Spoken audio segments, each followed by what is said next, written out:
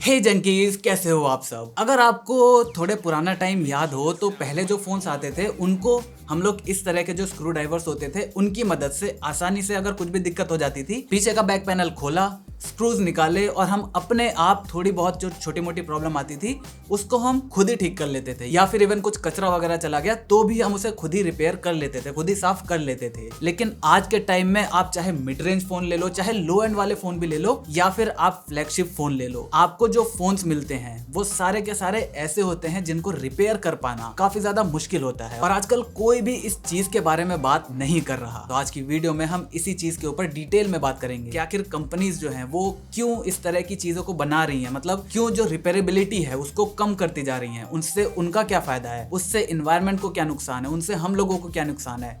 आज सारी बातों को डिटेल में डिस्कस करेंगे। तो चलिए जल्दी से वीडियो को शुरू करते हैं। किसी जैसा राइम हो गया है। तो हम सब जानते हैं कि एप्पल के प्रोडक्ट्स कितने ज़्यादा महंगे होते हैं, लेकिन वो सिर्फ वहीं पर ख़त्म नहीं हो जाती जो महंगाई है उनकी। अगर आप अपने फ़ोन में कोई फिजिकल डैमेज कर देते हो तो वो आपके लिए बहुत ज़्यादा महंगा पड़ने वाला है। जैसे फॉर एग्जांपल ये है iPhone 12 Pro। अगर मैं इसका फ्रंट ग्लास तोड़ देता हूँ तो मुझे मे भी उतना ज़्यादा खर्चा नहीं पड़ेगा, लेकिन अगर मैं इसके बैक ग्लास को तोड़ देता हूँ तो ये चीज़ रिपेयर नहीं होगी और ये सीधी रिप्लेस होगी। ऑब्वियसली बात है, फिजिकल डैमेजेस डायरेक्ट रिप्लेस होगा, लेकिन इसकी रिप्लेसमेंट कॉस्ट पता है कितनी होगी? करीब करीब 30 से 40 हजार रुपए। मतलब ऑलमोस्ट जितना इस फोन का प्राइस है उसका आधा दाम आपको देना पड़ेगा, तब जाकर ये पीछे का बैक पैनल रिप्लेस हो पाएगा। वहीं पर अगर मैं सैमसंग वगैरह की बात करूं तो वहां पर बैक पैनल इतना ज्यादा महंगा नहीं है, लेकिन फिर भी वो जो रिप्लेसमेंट की प्रोसेस है वो काफी ज्यादा कॉम्प्लिकेटेड है। तो आखिर कंपनीज ऐसा कर क्यों रही हैं? क्योंकि इस चीज से बहुत सारी और भी दिक्कतें पैदा हो रही हैं, सिर्फ हम कंज्यूमर को नहीं, सिर्फ उस कंपनी को नहीं, बल्कि इन्वायरमेंट को भी। अगर आप कोई ऐसी चीज नहीं बना रहे जो कि फिक्स नहीं की जा सकती, सीधा उसको रिप्लेस करना पड़ेगा, तो इसका सीधा सा मतलब है कि यहाँ पर वेस्ट ज्यादा हो रहा है। इलेक्ट्रॉनिक वेस्ट को हम कहते हैं ई वेस्ट। हमारे फोन की जो लाइफ है वो पहले से काफी ज्यादा कम हो गई है। अब एंड्रॉइड फोन जो मिड रेंज या लो एंड वाले आते हैं वो 2 साल बहुत अच्छे से नहीं चल पाते। 2018 की अगर एक रिपोर्ट की बात करें तो उसमें ये पता चला था सर्वे में कि इंडिया में करीब 53% लोग ऐसे हैं जो अपने फोन को रिप्लेस सिर्फ इस वजह से करते हैं कि उनके पुराने फोन में कोई दिक्कत आ गई थी। इसी के साथ साथ अगर फोन अच्छे से रिपेयर होने लायक बनाए जाएंगे तो जो सर्विसिंग में पैसा लगता है वो भी थोड़ा सा कम लगेगा। यहाँ पर अगर मैं ई वेस्ट की ही बात करूँ तो देखो कितनी तगड़े तरीके से फैलता है। जैसे अगर आपके फोन में डिस्प्ले की कोई इशू आ गया, अब वो डिस्प्ले मदरबोर्ड की वजह से या मदरबोर्ड में किसी एक कंपोनेंट की वजह से आया है तो आपको पूरा मदरबोर्ड चेंज करना पड़ेगा। इवन कुछ केसेस में तो ऐसा भी है कि आपका जो यूएसबी स्लॉट होता है वो डायरेक्ट मदरबोर्ड से इस तरीके से अटैच होता है कि अगर आपके यूएसबी हब में कोई दिक्कत आती है, यूएसबी पोर्ट में कोई दिक्कत आती है, तो आपको सीधा पूरा मदरबोर्ड ही चेंज करना पड़ेगा। तो यहाँ पर आप खुद ही देख सकते हो कि वेस्ट कितना ज्यादा यहाँ पर प्रोड्यूस होता है। तो फिर यहाँ पर कंपनीज इसके बारे में कुछ कर क्यों नहीं रही? वेल, ये इतना भी आसान करना नहीं है। देखो, कोई भी ऐसा फोन बनाना जिसमें रिपेयरेबिलिटी काफी ज्यादा हो वो काफी कॉस्टली भी होता है, और उसमें जो सबसे बड़ी प्रॉब्लम्स आती हैं उनमें से एक है डिजाइन। फोन को डिजाइन करना बहुत ही ज्यादा मुश्किल होता है। आप देख सकते हो कि आजकल कंपनीज कैसे एक दूसरे से इंस्पायर्ड होकर वही घिसा पिटा डिजाइन हमारे सामने लेकर आती हैं। जैसे अगर मैं फोन की ही बात करूं, फोन हमारा मेनली किन किन चीजों से बना होता है? Number 1 display, number 2 battery, number 3 आपका जो मदरबोर्ड है, और नंबर 4 आपके जो पोर्ट्स वगैरह हैं। अब यहाँ पर मदरबोर्ड के अंदर ही मैंने सारी चीजों को इंक्लूड कर दिया। आपका कैमरा मॉड्यूल हो गया, आपका यूएसबी हब्स वगैरह हो गए, जितने भी प्रोसेसर है, रैम है, स्टोरेज है, सब कुछ आपका मदरबोर्ड में आ गया। यूएसबी आपकी अलग हो गई, यूएसबी में पोर्ट जो आते हैं, आपका सिम इजेक्टर टूल हो गया, या फिर ये सारी चीजें हो गई। बाकी आपकी बैटरी और डिस्प्ले, यही मेन सारे कंपोनेंट होते हैं। अब इन सारी चीज को एक बॉडी के अंदर डालना, ये एक बहुत ही कॉम्प्लिकेटेड पार्ट है। क्यों? क्योंकि हमें चाहिए फोन कैसे, जो दिखने में काफी अच्छे हों, जो बहुत ज्यादा पतले हों, जिनकी बिल्ड क्वालिटी काफी ज्यादा अच्छी हो। तो इन सारी चीजों को ध्यान में रखते हुए इन सारे कंपोनेंट्स को ऐसे फिट करना, ऐसे बनाना कि वो आसानी से रिपेयर भी करे जा सके, ये करना काफी ज्यादा मुश्किल काम है। यहाँ पर आप देख ही सकते हो कि किस तरह लावा अपना Z सीरीज के जो फोन्स लाया था उसमें जो मॉड्यूलरिटी लाया था, मतलब जो रिपेयरेबिलिटी लाया था, जो चेंज करने वाला सिस्टम लाया था, उसमें भी कुछ चीजें ही चेंज हो सकती हैं। लेकिन उसके बावजूद भी क्योंकि उसमें प्रोडक्शन थोड़ा ज्यादा महंगा पड़ रहा था, इसी वजह से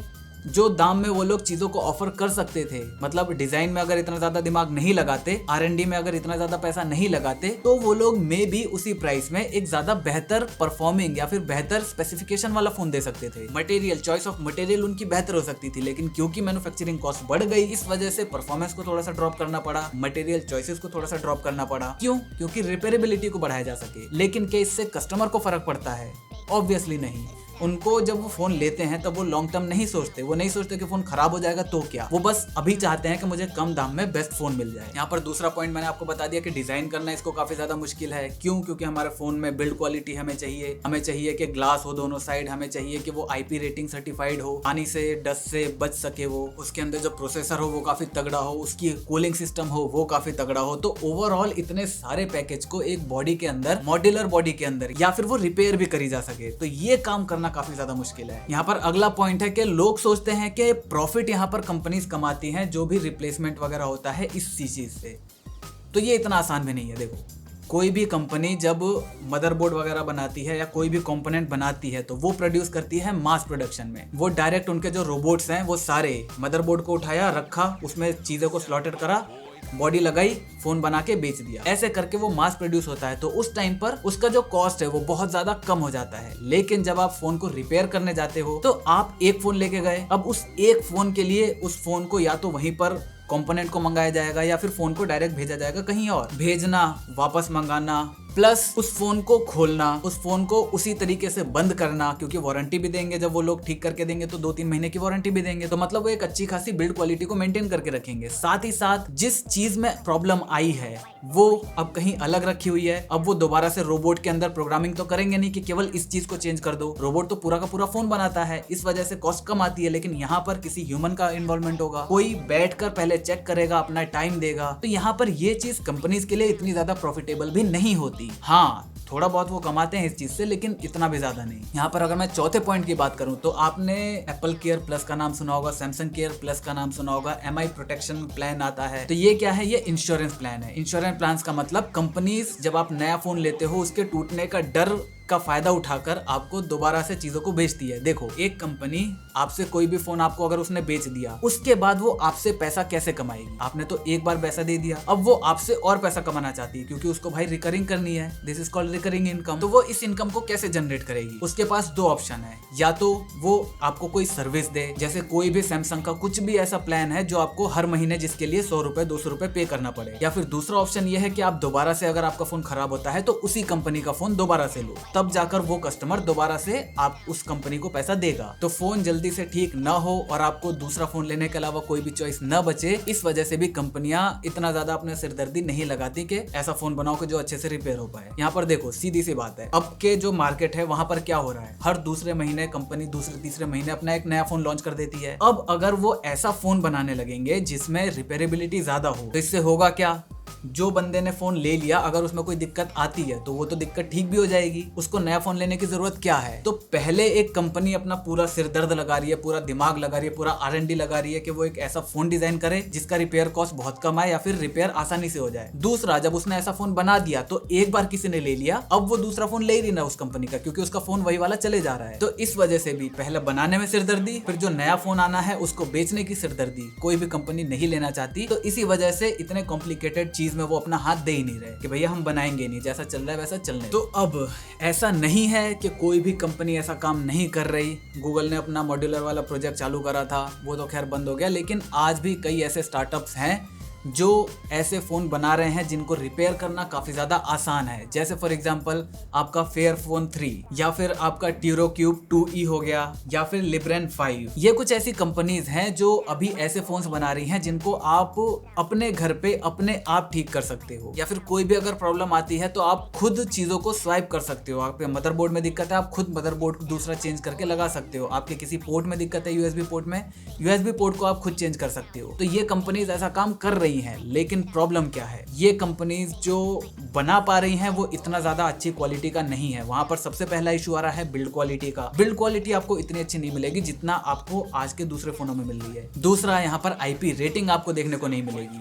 हाँ, वो डस्ट प्रूफ और वाटर रेजिस्टेंट है, अगर आप उसको पानी में गिरा भी दोगे तो भी वो इतनी जल्दी खराब नहीं होगा जैसे बाकी फोन्स रहते हैं। वो भी आपको श्योरिटी नहीं देते। IP रेटिंग का मतलब ये नहीं है कि वाटर प्रूफ है, वो वाटर रेसिस्टेंट है। तो इनके फोन भी वाटर रेसिस्टेंट हैं, लेकिन उस क्वालिटी के नहीं जिसके जैसे कि दूसरे आते हैं। लेकिन इस चीज को ठीक करा जा सकता है, ऑब्वियसली करा जा सकता है। ये कंपनीज क्यों नहीं कर पा रही? क्योंकि इनके पास ना तो बहुत बड़ी R&D है, ना तो इतना ज्यादा इन्वेस्टमेंट है, और ना ही इतनी कोई बड़ी मैन्युफैक्चरिंग प्लांट्स हैं जो कि इस चीज को पॉसिबल कर सके। तो यहाँ पर अगर बड़े प्लेयर्स एप्पल, सैमसंग, MI, ऐसे प्लेयर्स, हुआवे, ये लोग अगर इस चीज के अंदर घुसेंगे, इस चीज को आगे बढ़ाने की कोशिश करेंगे, तो ऑब्वियसली हम ऐसे इको फ्रेंडली फोन्स बना सकते हैं जिससे ई वेस्ट को काफी ज्यादा कम करा जा सकता है। और फ्यूचर में ई वेस्ट एक बहुत बड़ी ह्यूमन प्रॉब्लम बनने वाली है। अभी तो हम कचरे से ही ठीक से नहीं निपट पा रहे। ई वेस्ट से क्या होगा आप खुद समझ सकते हो। हर चीज IoT होने वाली है, हर चीज हमारी इलेक्ट्रॉनिक्स के बिना हमारा जिंदगी चल ही नहीं रही आजकल। तो आप खुद ही सोच सकते हो कि भविष्य में हमारा ई वेस्ट कितना ज्यादा होने वाला है। तो अब इस चीज का सोल्यूशन क्या हो सकता है? कैसे बड़ी बड़ी कंपनियां यहाँ पर आए, या फिर अगर वो कंपनी आने से पहले क्या क्या वो स्टेप्स ले सकती हैं कि वो ऐसे फोन डिजाइन कर सके जिनको रिपेयर करना आसान हो? इसका जवाब अगर आपके पास है तो नीचे कमेंट करके जरूर बताना। एक हेल्दी डिस्कशन हो जाएगा कमेंट सेक्शन में। जो भी लोग जिसके पास जो आइडिया है अपने सारे दिमाग खोलकर 100% ब्रेन का इस्तेमाल करके नीचे कमेंट जरूर करना। तो बस मुझे उम्मीद है आपको वीडियो पसंद आई होगी। अगर वीडियो पसंद है वीडियो को लाइक कर देना, चैनल पर नए चैनल को सब्सक्राइब कर देना, क्योंकि हम ऐसे ही ज्ञान बांटते रहते हैं। मैं मिलता हूं आपसे अगली वीडियो में, तब तक जय हिंद,